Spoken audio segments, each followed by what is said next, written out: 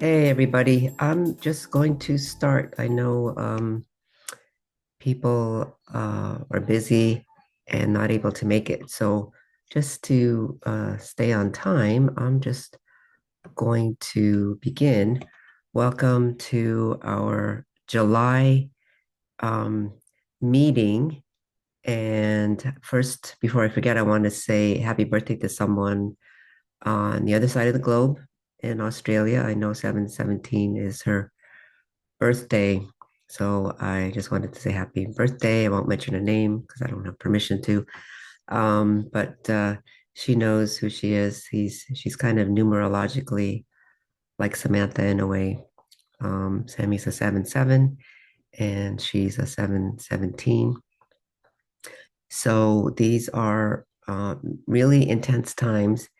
And the 7-17 reminded me of something that happened on 7/17/2017 with Samantha.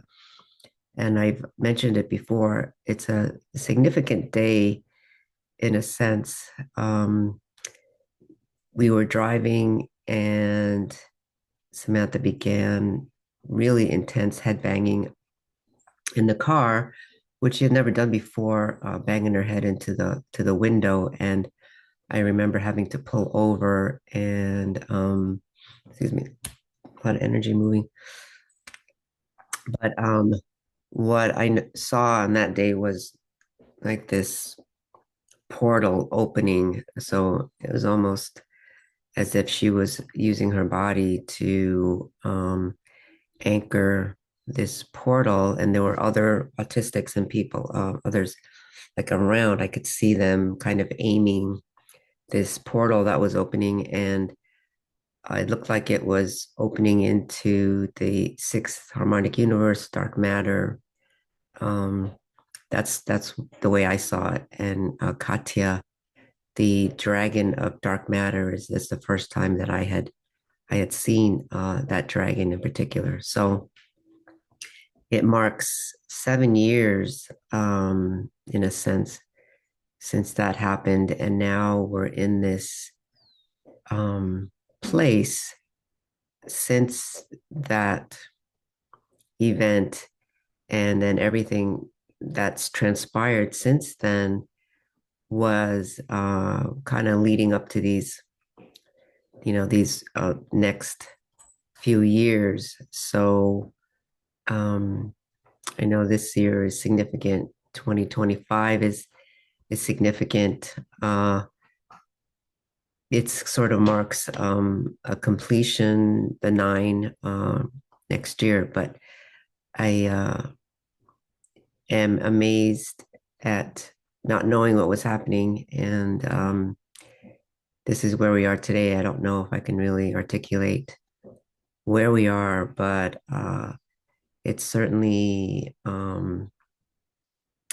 emotion filled in a sense, because since that time, the wobbles, and it's actually kind of emotional because you experience so many emotional upheavals since that time in these last 7 years, more so than I would say in any time in Samantha, raising Samantha, uh, before that. So just kind of acknowledging that and looking at where we are today and what then has happened since then. And this, it's almost like July 16th, going now into on our side of the globe and going into 2000 July 17th. I feel like the 17th is still kind of intense. Something about July 18th is feeling a bit more, um, I don't know if stable is the word, but just seeing kind of like turning a corner, another corner, so to speak. And I mentioned in the posts leading up to this that there's a lot happening with this Mars Uranus alignment, so to speak, or Mars is transiting over Uranus, and that seems to be significant from what I'm seeing and what I've been drawing in the last several months or a little over a year now. So I'll do my best to try and explain some of those things. And if I think probably most of you can't even not know what's happening with Trump, and that whole situation is, um, to me, it's very surreal. I'm not keeping close track of it in a sense. I see some of the headlines, and and then my husband kind of watches a little closer. But from what he's telling me and little clips that I'm seeing, it's almost like I didn't even remember Monty Python. It's almost like a Monty Python movie, if you remember from the 80s, like the movie Brazil, and what was that other bizarre one from the medieval times where um, it's a bizarre kind of movie playing out, and it seems unreal, outrageous, and surreal all at the same time to me. And in a sense, is it telling us that we're really in a holographic reality, um, coming from outside of time and space and coming into this sort of universal container of the universal time matrix. And so it's almost like we're in a hologram, and uh, maybe those of us who can kind of see it that way, where we're accepting and taking our sovereignty in a sense that we're creators of the reality, that we influence the reality, and the foundations of it can really be, I don't know, seeded with something else. And so that's kind of where my awareness has been today. So just um, kind of taking that observer perspective and um, kind of noticing. And again, if I'm not out in the public very much, I don't go out to work somewhere else. And if you're not engaging with quote everyday people, maybe might be a little easier to take that observer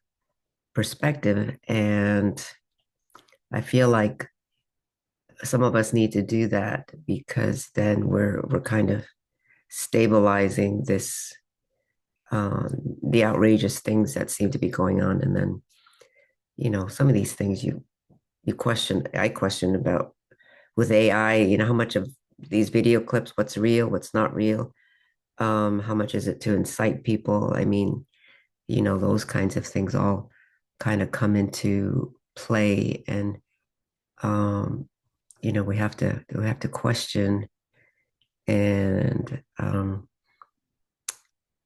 know in our hearts, I think, what is real, um, and that it's not necessarily this world in a sense, and we can shape this world more and more as we come into that awareness that we're an expression of the creator, an emanation here, and we influence what reality is. Yeah. So anyway, I'll let's get to the slides so that I can move this along, because it looks like probably everybody's going to watch on recording, and maybe it's easier to watch on replay because there's so much energy. I know just doing the slides, I get kind of in a state of where I feel like I'm in at times an altered uh, state. So some people I know watch it in um, chunks or pieces. So let's get on with the slides and the presentation. lots of interesting things to present, a lot of questions to just kind of leave as a question mark, I think, as well. So, um, getting to the slides. So I was kind of inspired to draw this today from someone who shared an amazing whale blue story about blue whales, and so I was able to quickly come up with this background image for the slides. So it's a blue whale, and blue whale sounds have been coming in as well, and so I was inspired to wear my Larimar necklace, which has a moonstone on top, and then I found my little dolphin necklace as well. You can all see that. But so I had a bit of a hard time kind of organizing my thoughts until yesterday. I mean, I had pieces of what I was going to share. I try and usually start to make slides early in the month and then bullet points about topics of what I want to, talk about and stuff. But it was kind of jumbled because I felt like I was kind of all over the place, all these new awarenesses, different things going on. And then yesterday, things started to come into more of a focus and clarity, and maybe more of a cohesive theme in a sense of what um, I'm feeling is happening. And again, this is my perspective based on what's coming in now. But maybe the influence of Mars and Uranus yesterday, uh, clarity in the mental body or the mind. I don't even like mental body, the word body, but a little bit more clarity of the mind.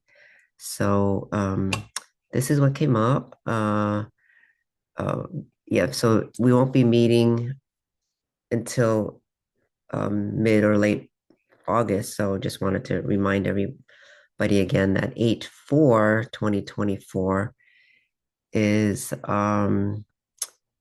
it's a new moon, and it's numerologically it's like the 4/8/2024 when we had that pivotal solar eclipse.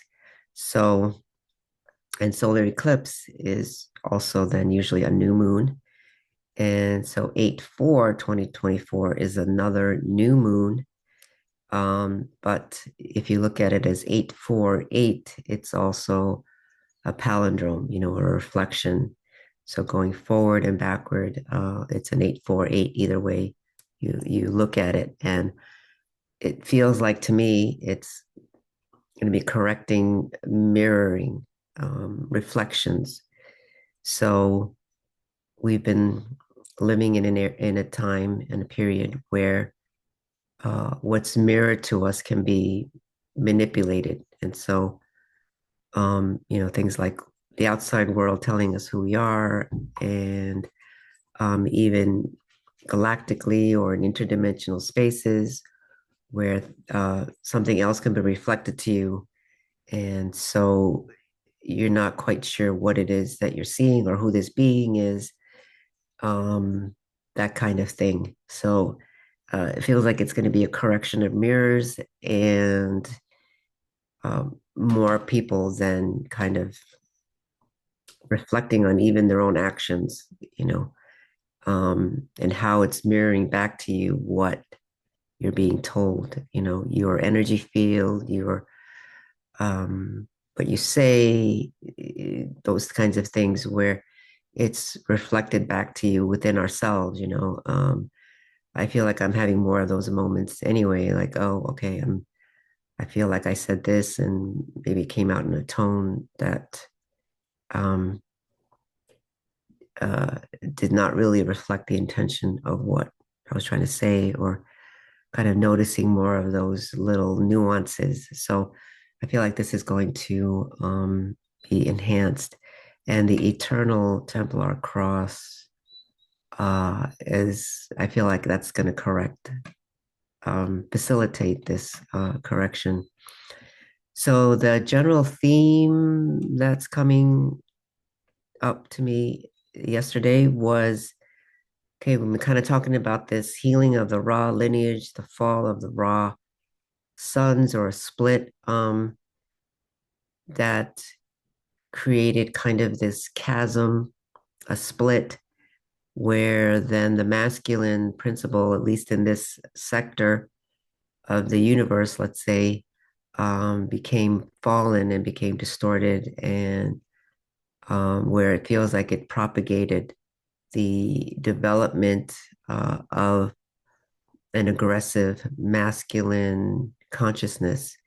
Uh, so it's a fractured consciousness to me. And um, so it's not saying that masculine isn't just men, but even females uh, with the masculine principle then kind of fractured. We're adopting even these left brain dominated, aggressive, uh, even rage kind of consciousness that that propagated and developed not just here on Earth, but in the galaxy. I would say, and in uh, the Earth, particularly, maybe hit hit one of the hardest places for a 3D planet to become denser and denser, and sort of the takeover of the organic human template, so to speak. So, my understanding is there was kind of a quarantine placed around our planet, and in the Ascension Glossary, I think it's under Ra Confederacy, um, so that this Luciferian satanic consciousness doesn't continue to spread through, other sections of our universe. So now with that raw healing, it feels like the quarantine has been lifted, so to speak, and so now our solar system is reconnecting with the galaxy, the galactic families, the lineages, um, and uh, what I was noticing starting yesterday was okay, well, this Templar seal that I talked about in the last meeting of where it's an inverted Templar cross, then it looks like it acted as seals to quarantine us in a sense. And so, and then there are certain types of guardians that were also sealing off access points to keep this quarantine in place. So, especially in the diagonals and the horizontals. Um, and yesterday, I was even noticing um, guardians of Agartha, which is um, under the lands of Mount Shasta in this area, which is kind of north of where I am in California. And, some say that that's Lemurian records are held. So it looked like and felt like to me that these Agarthan guardians protecting certain crystalline codes of Lemuria, they were protecting and guarding um, those codes. And so until we got to a time when humanity could be responsible in with these codes. So it looks like some of them can be released from I called it relieved of their duty, so to speak. And uh, they'll be, I don't know how they're going to be exited or right now if they're ready to completely be transited out, relieved, released. I'm not sure what the right word is.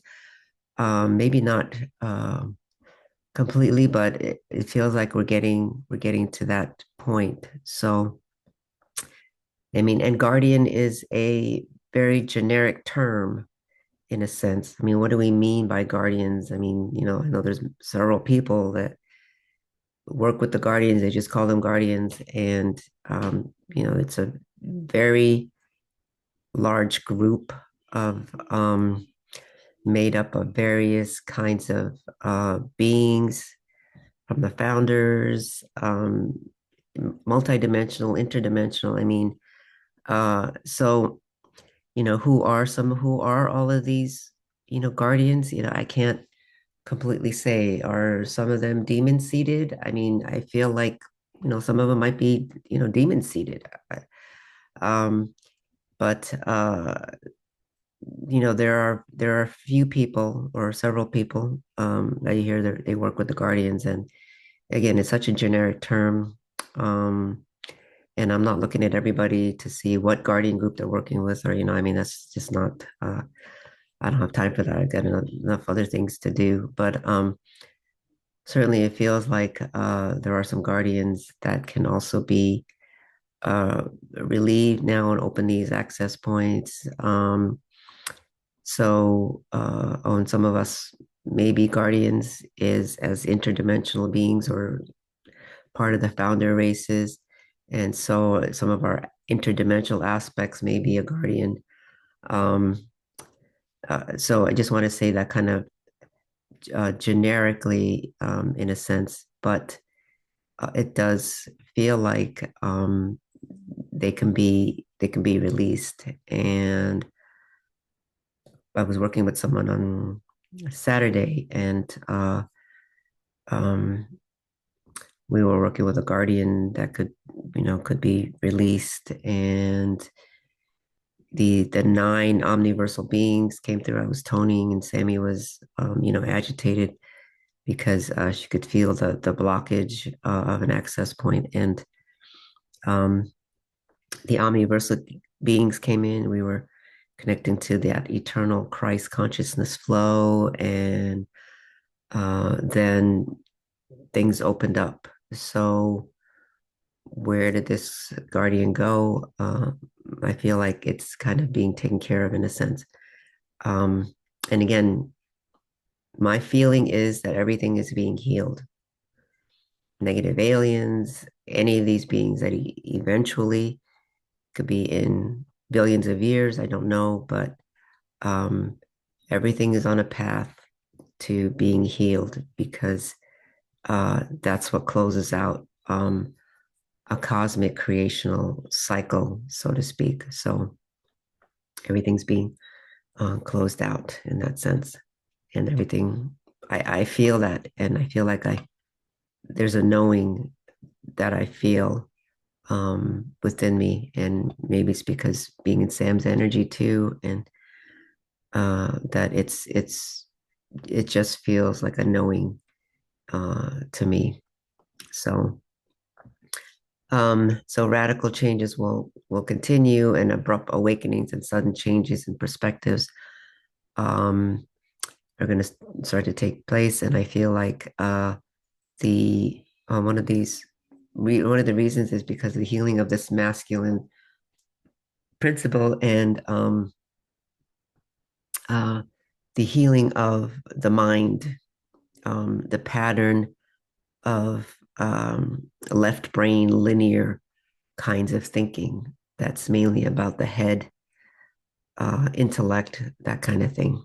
And also then the activation of the correct and original flower of life, the Eternal Templar Cross, and correcting the electric principle, the cosmic and galactic streams to support these changes are exponentially increasing.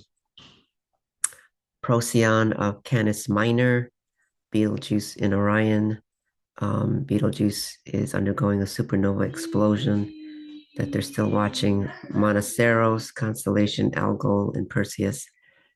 Orion's belt stars are changing energetically. At least that's what I'm feeling. So I'm particularly feeling these constellations. Other people might be feeling other kinds of stars and constellations. I'll talk a little bit more about that later. But yeah, I'll talk and present about Mars and its moons, Phobos, Deimos, um, and this Mars transiting Uranus. It was exact yesterday, from what I understand, and um, will be continuing to transit. And then, since Mars has a faster orbit, closer to the Sun, has a shorter, faster orbit, it's moving across Uranus.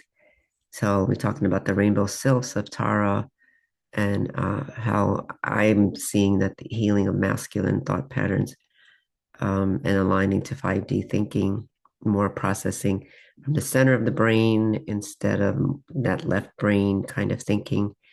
And the word that I've been getting, see, is an exorcism of dense 3D mental mind patterning. So, and I'll talk a little bit about what does it mean to be demon seated. Some people may be triggered by that.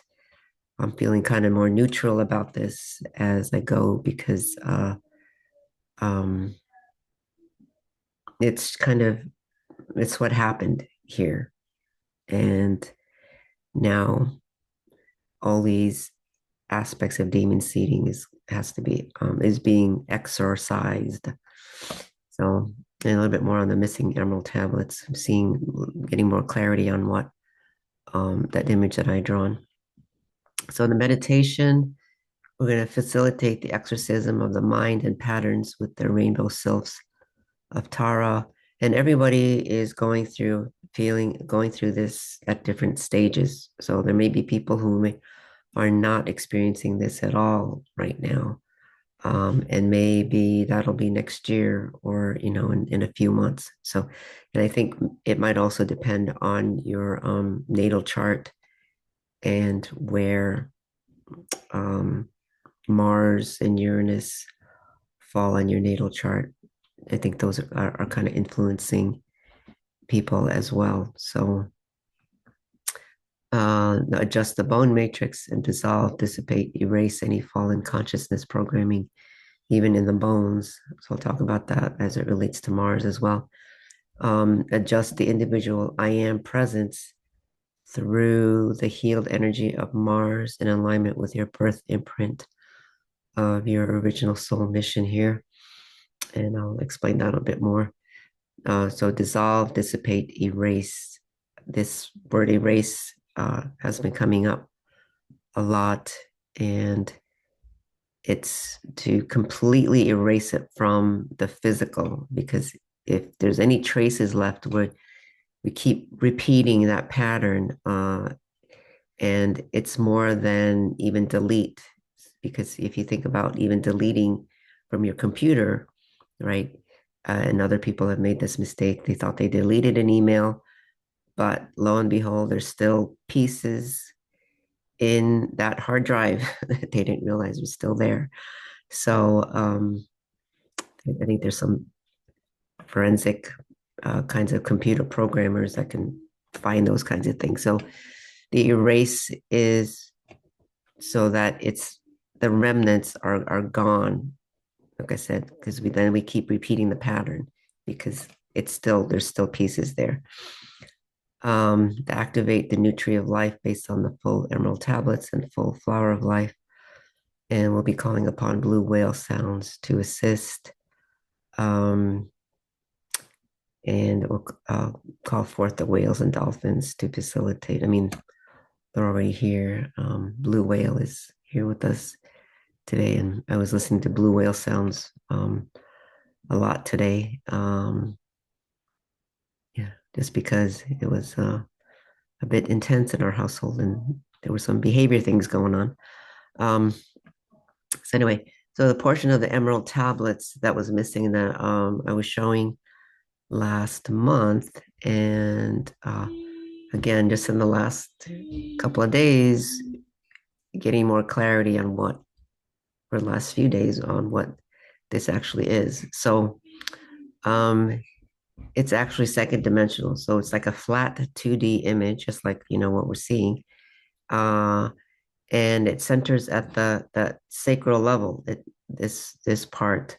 Um, and without this part of the emerald tablets, we were able to be, quote, demon seated, so to speak. So um, last week at some point, I was seeing it. I was suddenly seeing these emerald tablets kind of being inserted. I'm not sure if that's the word, but at that sacral level. So the sacral, and then it started to make sense to me why it's at that sacral level. It's this bottom, the pelvic part, the first, second, third dimension is about the physical body manifestation, so to speak. So that's a key piece.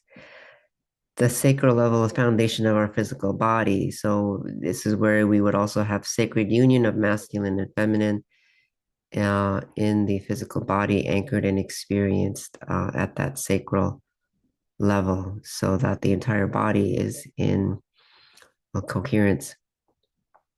Also, then facilitates correct mirroring reflections from all directions, and it makes it easier to discern truth and less reliance on an outer world for identity. The reflections, meaning the above and below, uh, the left to right, the inner to outer, outer to inner, back to front, front to back. I mean, all of that in the diagonals.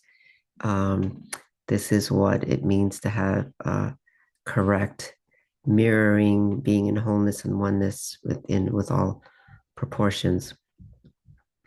Uh, so it makes adjustments to enable connections with the Dantian centers. Now, this was kind of interesting as I was starting to see it in my body, where then the lower Dantian and that sacral um, are, I don't know if they're just one, or there's this strong connection with that sacral. I almost feel like they function as one. And Dantian centers, from my understanding, is the spirit. Uh, the Dantian centers they have a center, but then there's also this energetic horizontal kind of bar that goes across those areas. And so um, it's a way for the spirit to anchor to the physical. Um, and so it looks like, well, it feels like the lower dantian and the sacral, and then in this high heart region, that dantian is kind of at the high heart, but kind of just below the high heart, and seems to be connect to both the um,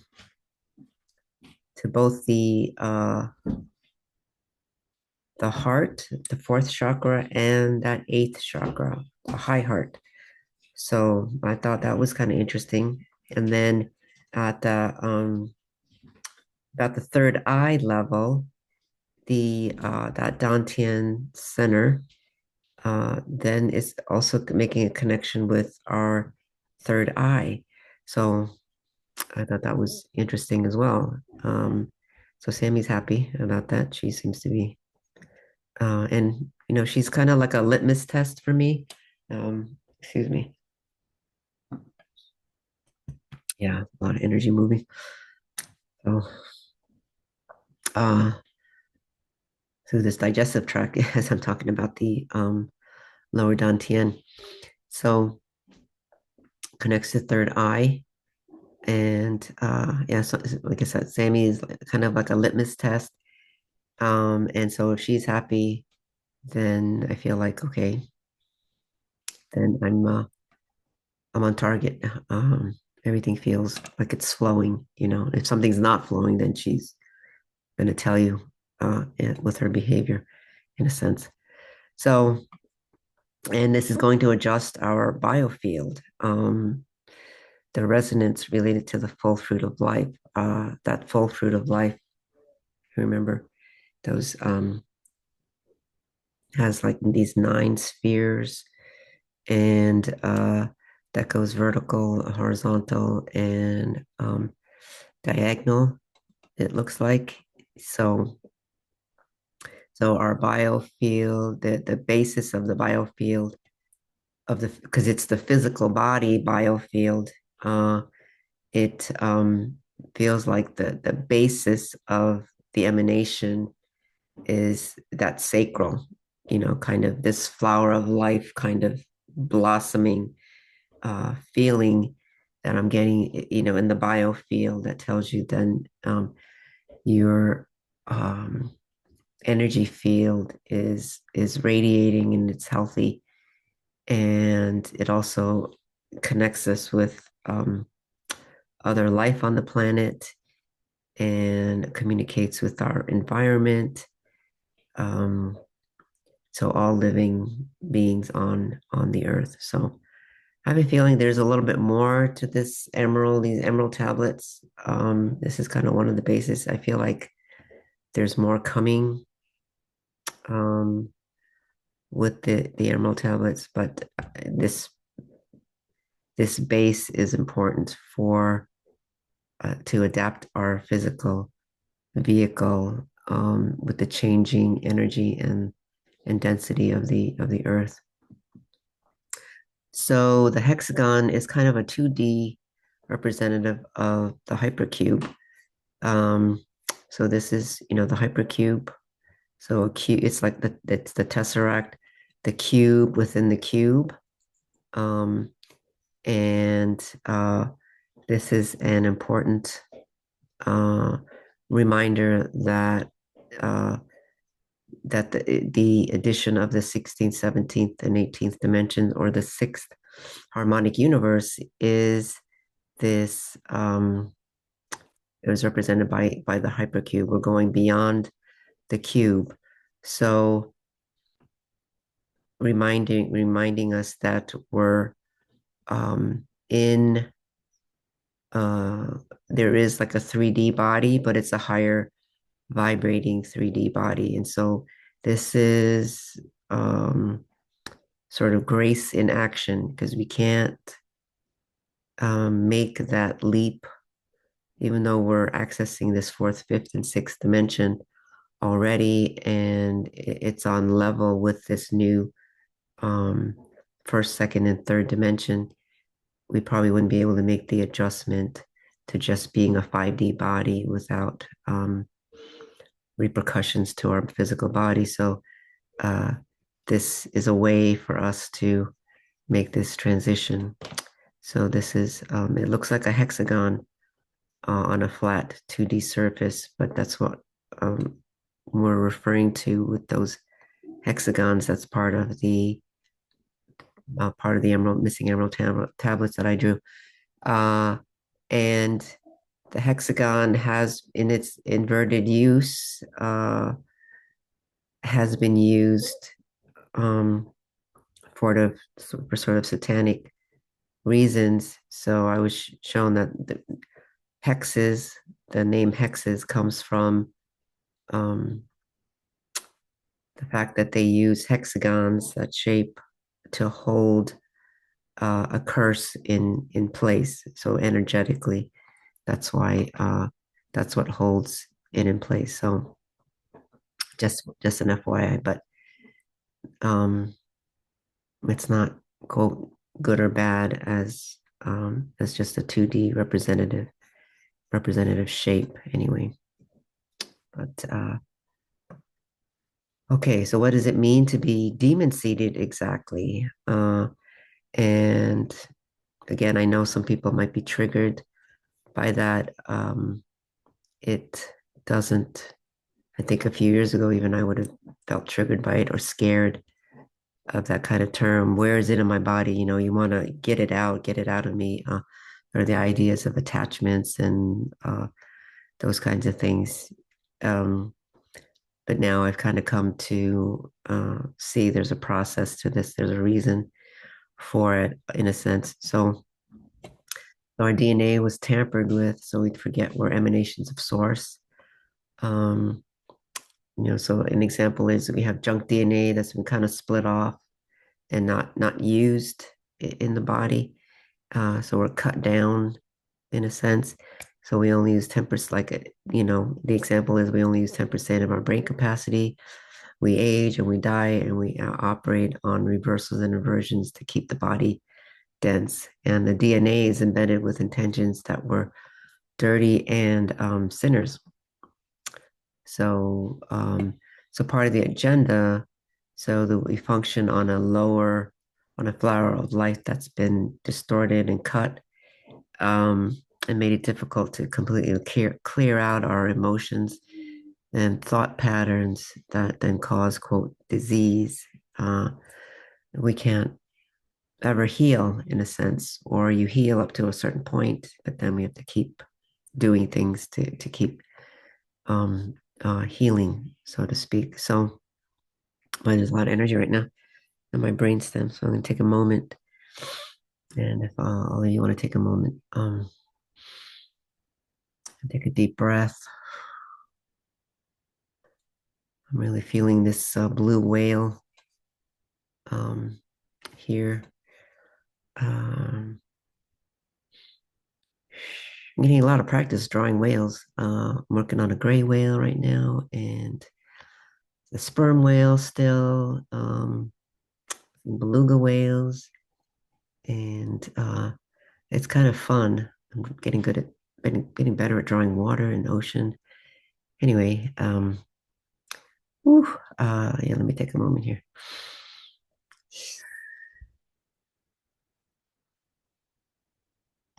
Some really amazing things happening with these whales. I'm going to share a post after some kind of a scientific piece that someone sent me about whales and dolphins and how they heal our DNA. So their sounds and things. So I thought I'll share that in a different post after our meeting. Okay, so I'm still processing.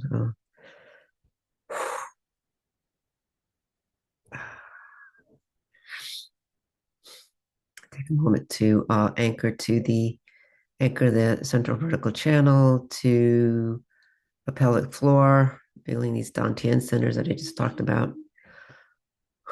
So there's like a merge or a connection between the central vertical channel and the or the Hara lines and the Dantian centers right now. Is what I'm feeling. So we're getting some good energy work here. And blue whale, sounds of blue whale are coming through to help us make this adjustment. Wow. Okay. Anchor the feet. Wow. Uh, stabilize.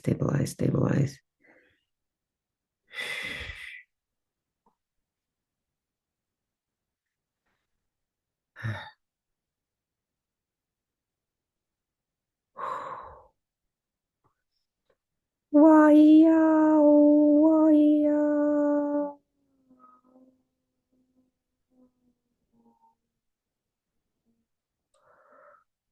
oh,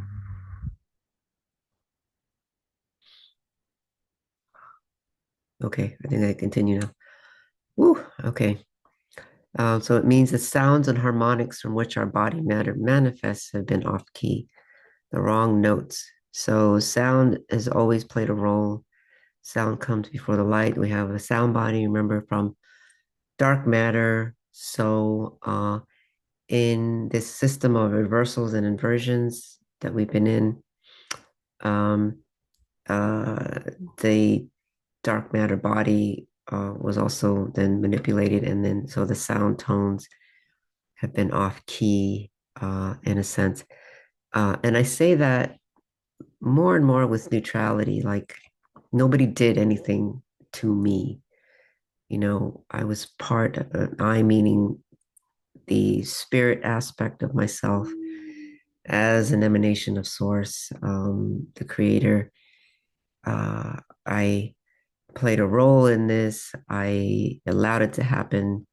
I maybe helped create this fallen system. I feel more and more very neutral about that. Nobody is doing anything to me. Is my feeling. So now we're coming to the awareness again. My center of my brain. I feel this connection of both sides of the brain, the horror line, kind of connected to both sides, and now I feel this Dantian center there, right? Like nobody did this to me. I'm not a victim in this life. And I take responsibility for my creations. So again, so just to kind of get that into that energy into this meeting and the slides as well. So yeah, this affects because with these wrong notes in our bodies, it's in our muscles, it's in the fascia, it's in every part of our being, I feel like, So it affects even our overall consciousness, awareness, thinking patterns. Uh, and that's why an exorcism of this patterning is underway. So, and then the more neutral we can become. And again, it doesn't mean you're dead. It doesn't mean you don't discern. It doesn't mean you don't take action and you allow things to just continue. But it's easier to take that observer perspective um, and even have more compassion for people who are not, quote, awake, so to speak. And maybe they're playing a role to play this extreme polarity in a sense. But anyway, so the difficult questions to ask ourselves, one of them, coming up for me is, so does this mean all who've been manifest in the physical have been demon seated, even spiritual teachings, and had distorted teachings or consciousness? So in my opinion, I would say yes. Is all of it distorted? No, but that's why, and I've said this before, I'm asking a lot of questions, asking a lot of questions. Uh, is this true? Is this nugget true? And even saying, okay, well, something resonates. I know it's true because it resonates for me. We feel it, this resonance in the body. Well, if we're on this wrong note, let's say it's resonating through some part of your flesh that feels right, then does it feel right because of this sound distortion, uh, in our body, or what? So then, how do we know? um, how do we know? And is that why some people, they gravitate towards certain um, people or teachings that I feel like, well, that is really distorted to me. That is way off. And they're not. They don't have the DNA codes of the original human. You know, but anyway, and you can't tell them that they're wrong because obviously something's resonating for them in their body, uh, in their minds. So let's bring that out. So how do we know? And so the answer was yesterday. What came up was is our ability to discern through the changing mind, the clearing. And I feel like maybe this is why one of the first things is that we need is this exorcism of these mind patterns. Um, because um, that aspect, yeah, we're clearing out this distorted left brain thinking, but as the brain waves change and as we're processing more from the center of the brain, where right the two halves of the brain are kind of in balance. I mean, that's left and right side, kind of that in between space is where we are discerning, you know.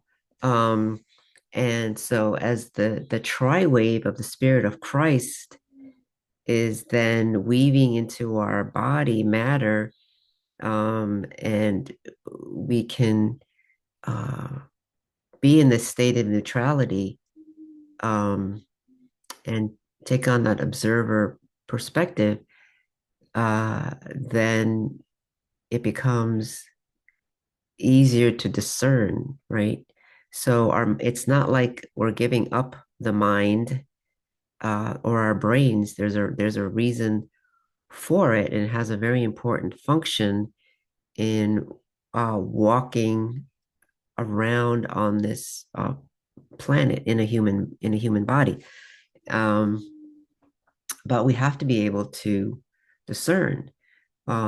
One of the most interesting things that I know one of the young autistics, um, showed me several years ago was about the creator kind of, and the emanation from the one that then it emanated another of itself in a sense. And let's say this is the birth, the first quote mother, and then or feminine and then masculine, and they came together.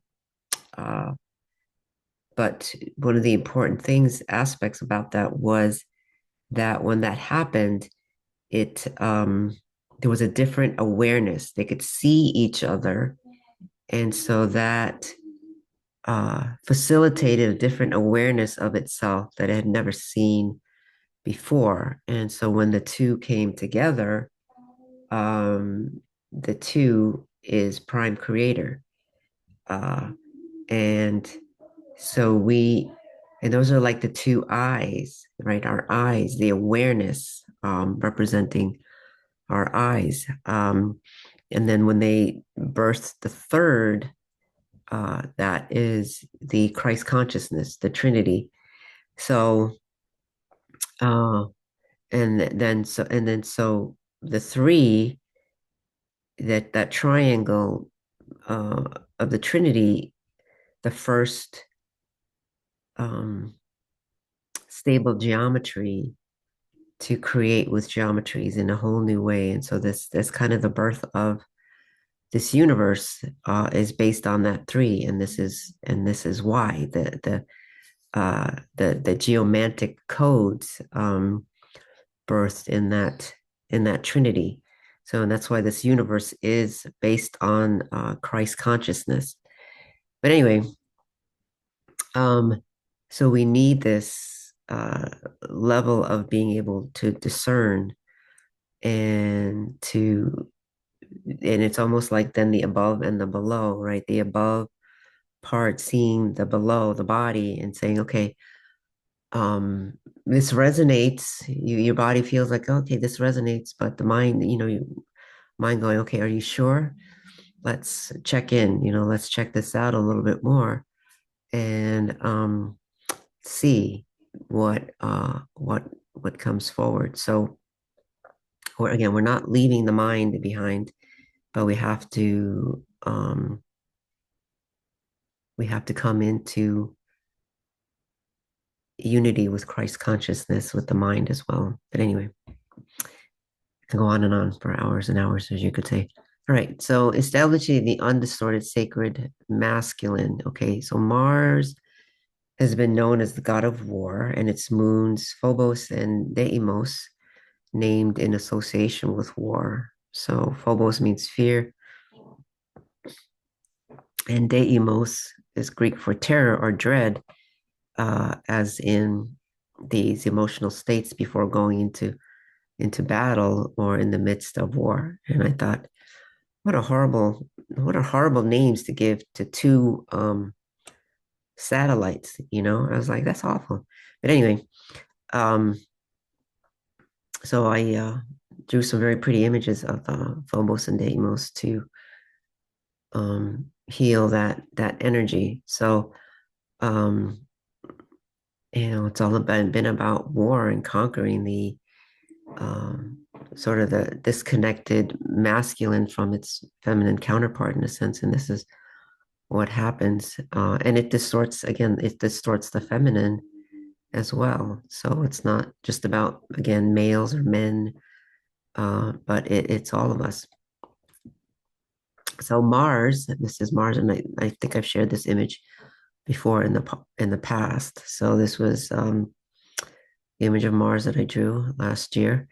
So in early 2023, geomantic codes began connecting to some of our planets to Tara. So geomantic codes means that it has a geometric pattern. It's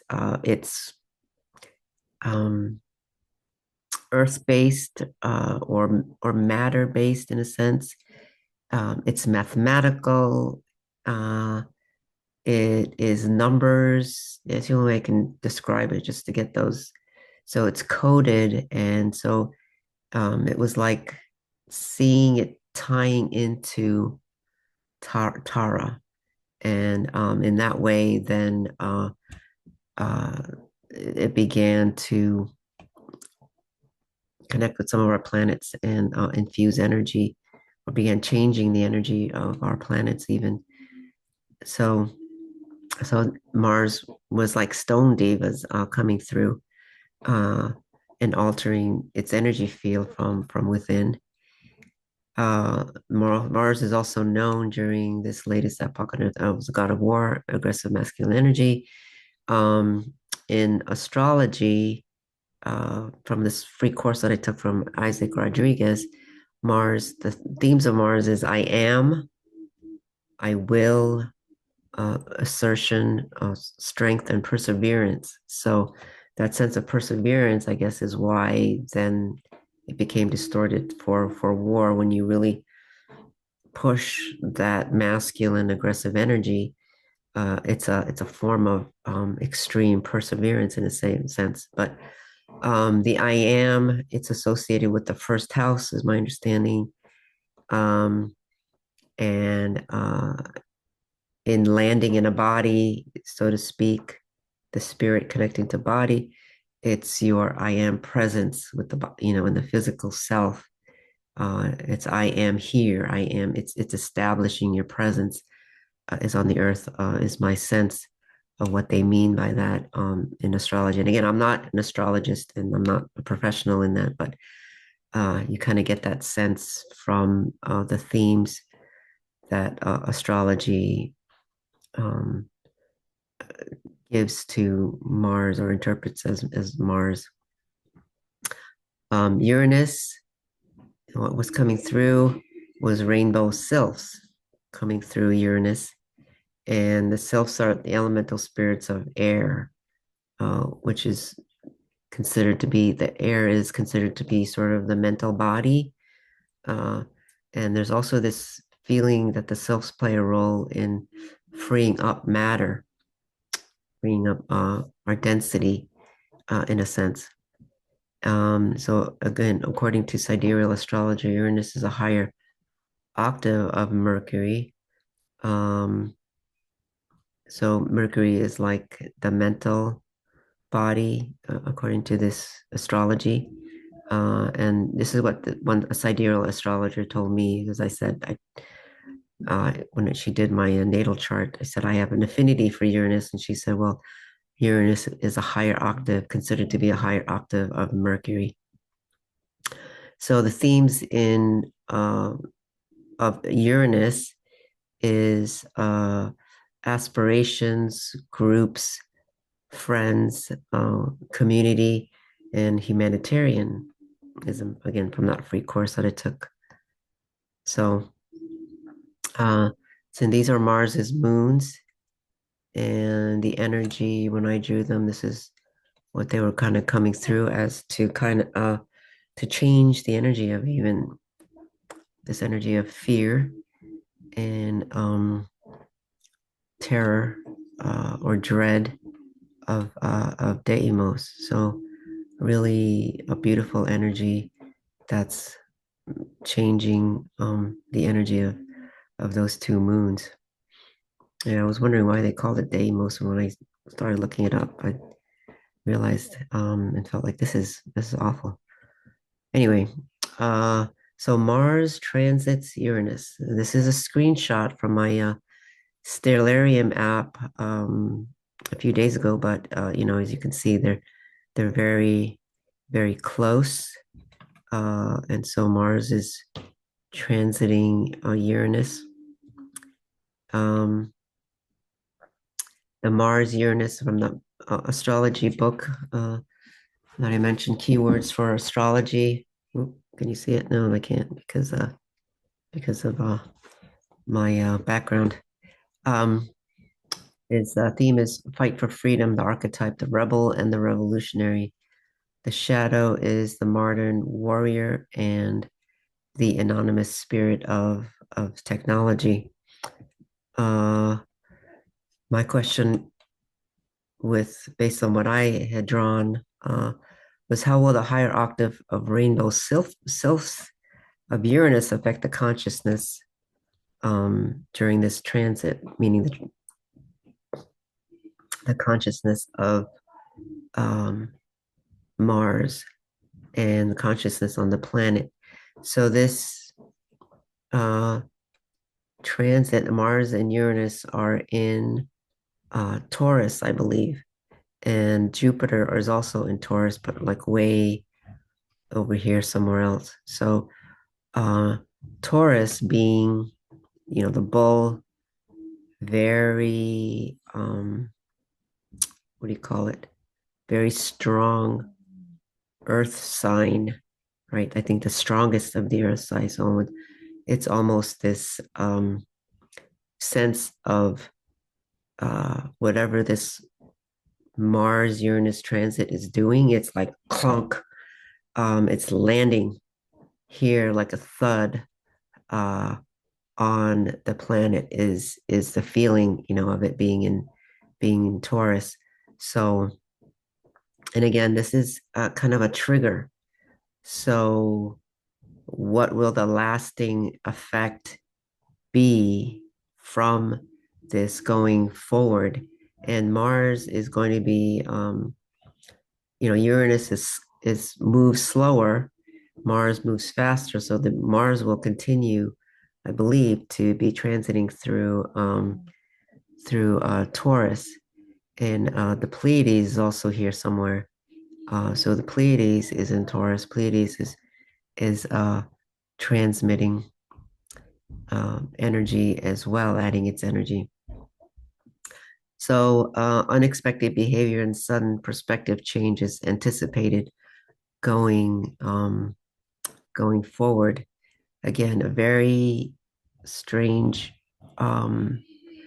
unfortunate, event with Donald Trump over the weekend, and some uh, very strange and unexpected kinds of information coming out about that whole ordeal again. And what's true, is the question of the day. Um, so Mars is again about the I am self. One of the things that I drew when I drawn Mars was this skull and these colorful waves going through it at the time. I didn't share it at the time. I didn't know what to do with it when I drew it in early 2023. But it's like, well, now, I feel like I understand. So it's these rainbow waves, the rainbow sylphs coming from Uranus that are going through the bones. And it just, when I drew it, I just felt like Mars also has to do with the bone matrix. Again, that idea of the I am self, the body, clunk coming to the earth, landing, and the structure is, from the bones itself. Um, so it's landing here, our bones, and so our bones even need to be things need to be erased from our bones, and um, crystalline or stone devas from Tara, which is crystalline devas coming from Tara to adjust our bones as well. So anyway, so adapting our bone matrix to change density, free up matter. So again, that rainbow sylphs also influencing the matter to free up matter, so that the crystalline coating of the Spirit of Christ can be inserted or woven in to the bones as well. So if we stop identifying ourselves as warring humans, what will happen? I'm like, let's erase that concept that we have to be warring humans. That's that's kind of like a program that's placed on us. It's not our natural state that we want to be in. And it's frustrating. I mean, I have those moments as a human where some of the outrageous news that you hear at times and what they're trying to do to our food supply and things. I mean, you know, it is maddening, and you do want to become aggressive about it.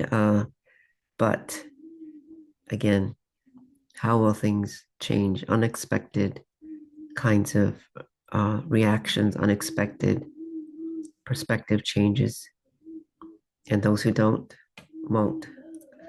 Anyway, uh, so the other thing that I was noticing is are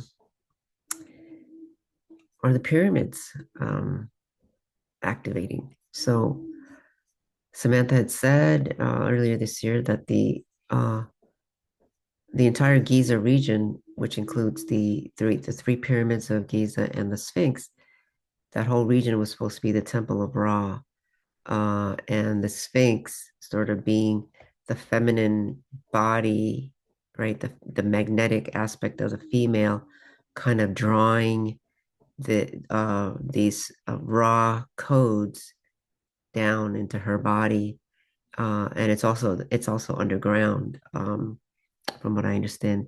I don't think they've gotten into the Sphinx yet, but I've started feeling like um,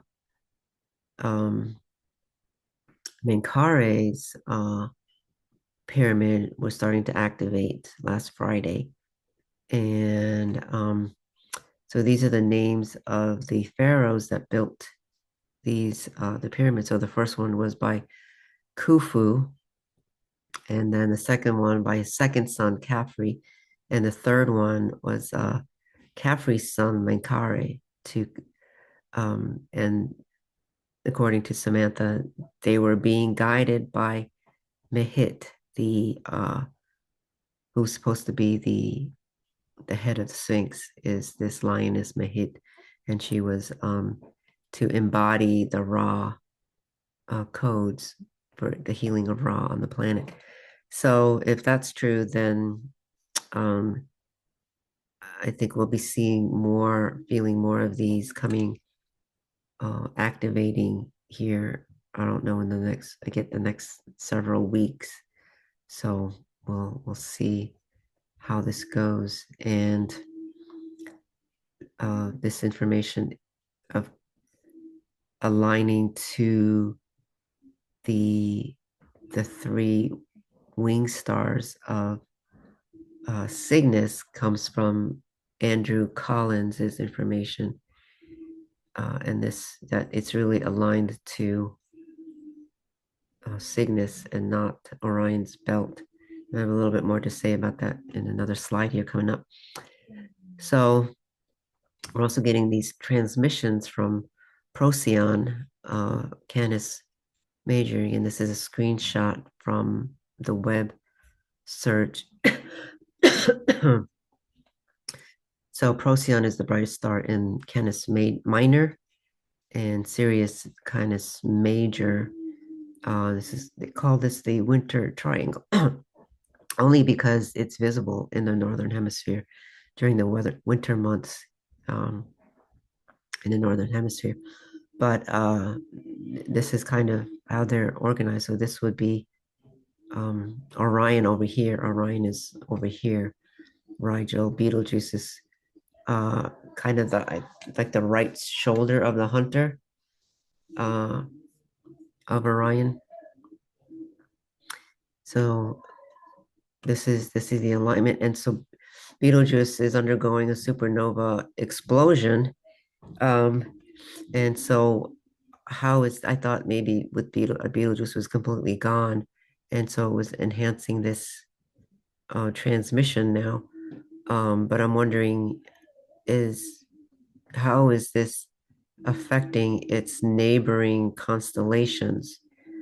Um, so Procyon is transmitting these waves, these emanations, I feel like to assist in establishing the sacred masculine return. And Betelgeuse in its explosion, I mean, even though these are really very, very far apart, these kind of shock waves that go out in the galaxy, in a sense, and from our perspective, then um, what is it doing, and what is it doing to its neighboring constellations? So some other galactic activity that I'll just mention. Again, this is another screenshot of Orion's belt. So this is Alnitak, Omnilam, and Mintaka. I bring it up because are they in the wrong order? I know other people are talking about Orion in general and some of the individual stars. I've seen some other posts here and there, people that are sending me posts about Mintaka in particular. For some reason, I keep seeing these stars as that this should be Mintaka, Alnitak, and Alnilam is supposed to be over here. That's what I keep seeing in my eye.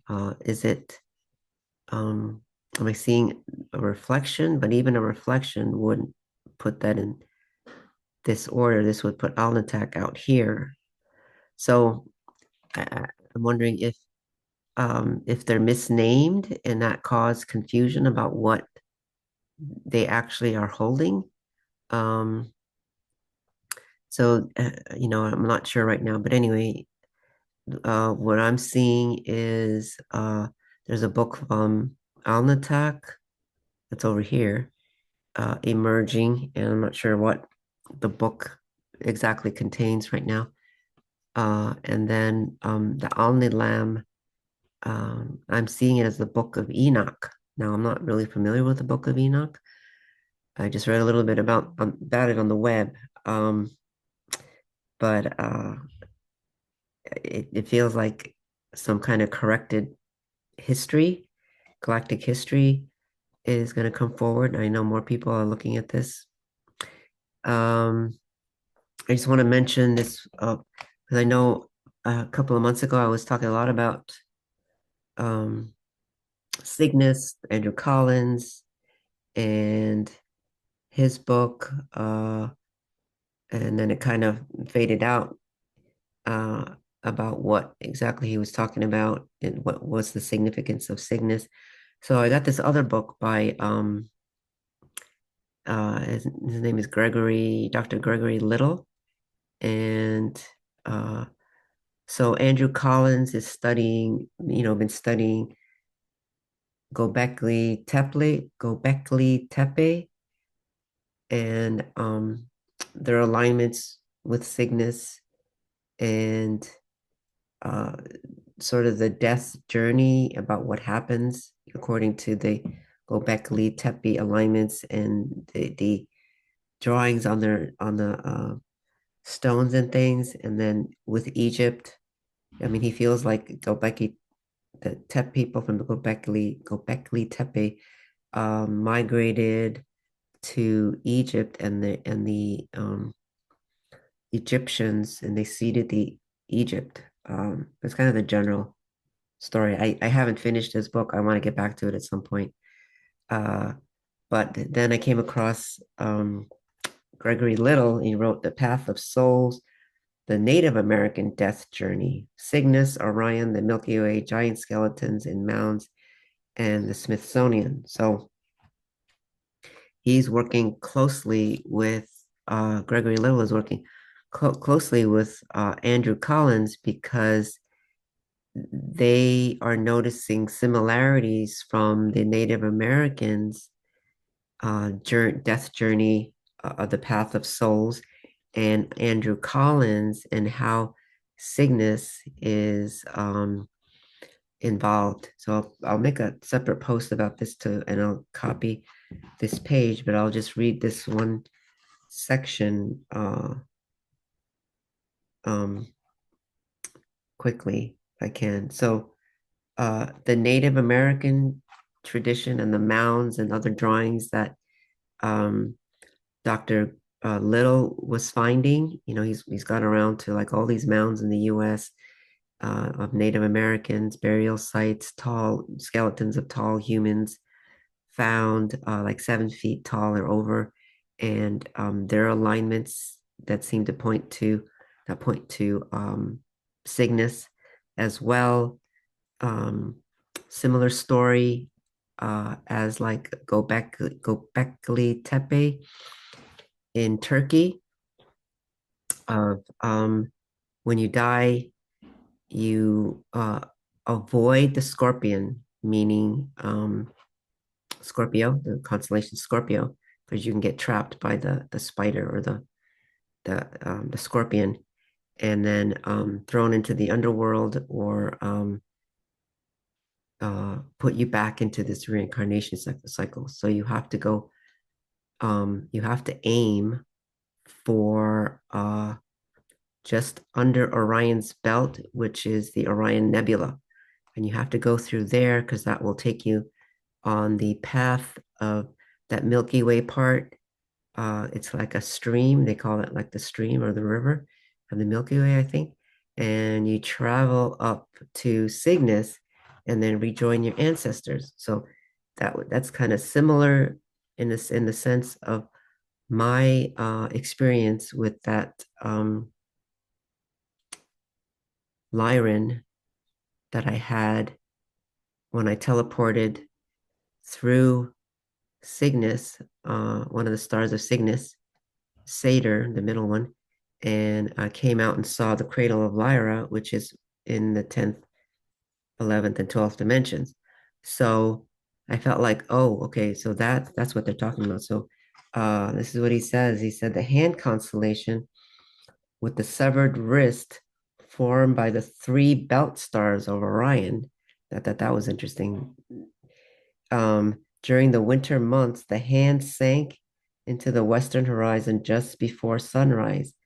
Below the wrist is the Ogi, the portal that leads to the Milky Way. The Ogi is Messier 42, which is the Orion Nebula.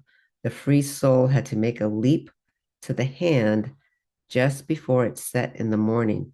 The Milky Way was a horizontal wall above it, and it sank below the horizon just as the sun rose. Once the soul reaches the Milky Way, the trip on the path of souls began leading to Cygnus. So I thought that was really interesting because some people talk about Orion's belt as kind of a nasty region where it was nearly taken over by negative aliens and things. But anyway, they show this hand in Dr. Little's book, or he has a video too on YouTube, where it's severed at the wrist. So it's like cut off and it's like bloody. They show it like bloody. And the wrist is supposed to be Orion's belt. So it was a very interesting thing that kind of stumbled on. But anyway, there are people studying this, and these gentlemen are studying the parallels of the stories of Egypt and the U.S. That there's some parallel going on here. So anyway, very interesting stuff. And I come kind of all over the place. As you can see, I kind of go on this and then I get sidetracked on that and then I do a little bit of that. And this is how it happens. Anyway, so I'm also feeling Monoceros. It's a smaller, fainter constellation. It's in kind of that region of kind of behind um Canis Minor, Canis Major. And I didn't know this, but it's another unicorn constellation. So um what I was getting was that its father's wizard spirit is coming through there. I was like, wow. I was like, why is unicorn? Unicorn we associate with magic, and I only knew of Pegasus as the unicorn constellation, but this is Monoceros.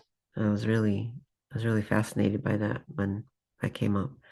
Anyway, Perseus and Algol are coming up, and I've seen other people's some posts about Algol also coming up. So in the Algol is a star and it's located in Perseus. So Perseus in mythology is said to have cut off the head of Medusa, and then Algol is her head placed in the sky. So healing the wounds, making peace is what I got, because sort of Medusa, in a way, she was the wronged woman, female, her power. They didn't like her power, and so she turned against. I don't think she was supposed to turn people into snakes or turn them into stone, and then they would kind of crumble. I can't remember the exact mythology, but um, so the Medusa is like the wrath of this female figure. Again, that it's rage from a feminine masculine expression, and this is the way she was expressing it. So uh it, it it feels like the healing of these wounds, healing of Perseus for having done what he did, and then Medusa then also having to make peace, because we have to bring that peace into all our bodies, right?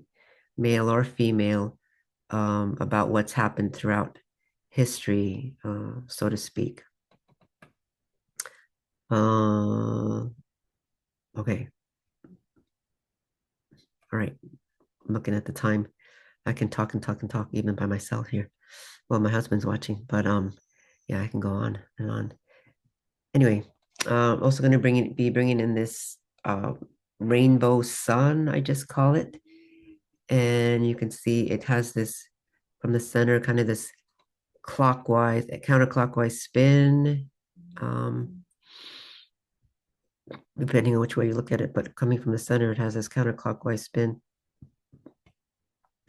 on unwinding, and then this orange is actually spinning clockwise. So it's unwinding and erasing any bindings, quote bindings of energy work from past, which is no longer needed, and it could be from any source, including the work that I've been doing, that we've been doing. Because I noticed that happening in my body, where I was unraveling energy work, from other people, other sources, that I've had, uh, um, and those were, kind of to help us stabilize through some phases, and things are changing so fast now that it felt like, okay, I need to unwind and erase some of these things. So, and uh, this will be part of the energy that we're working in for the meditation. So, and if you're listening on recording, this is something you can do with the image, is to pause it if you want, and use it that way. And again, some of it may serve you still. There may be a reason to have some of that kind of energy, these energy cords, to stabilize. Again, I don't want to say that anybody did bad work or anything like that. Oh, they bound you, and I don't want to go down that road. And again, sort of more this neutral perspective and understanding that we were doing things in phases. We couldn't see everything that was coming up. And things you don't understand until you're actually in it. So somebody could have told me that, this is what's going to happen, and you don't quite understand what it means from from a deeper level. Just like some of these things, Sammy was talking about in 2017 when we were doing that. What do we call it? The planetary synthesis. And I'm amazed that some of that is coming back and it's making more sense. I didn't know what we were doing at the time. But there were definitely like nuggets of things that we did then that we're using now, and it makes total sense. Um, so anyway, no no bad feelings and no pointing fingers. That's how I feel. So okay, that's it for the presentation portion. If you're watching on YouTube, thank you for watching. And for the rest of the group and our Patreon group, if you're ready to take a deep breath. All right. Everybody take a deep breath. We already started this process from the videos, and lots of whales coming in already. I can feel them all in the field. Unity consciousness, unified field. We open a consecrated field of unity consciousness where oneness and wholeness prevails. May you integrate in a sense of love and peace. And so it is. Thank you, thank you, thank you. Thank you for watching. Thank you for listening. And we love you all. We are grateful for your presence and your support.